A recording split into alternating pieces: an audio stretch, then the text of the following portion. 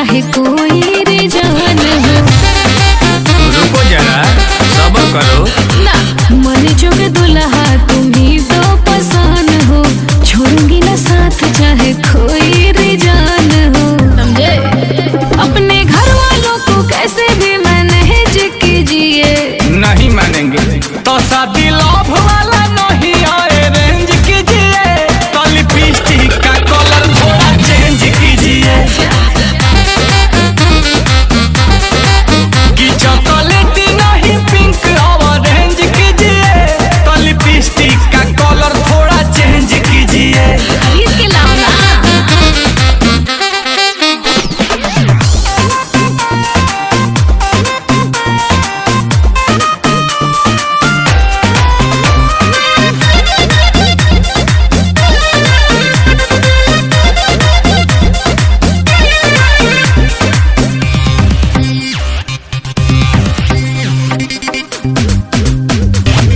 चाहती हूँ मैं तुमको तुमसे भी ज्यादा, अपना बताओ इरादा।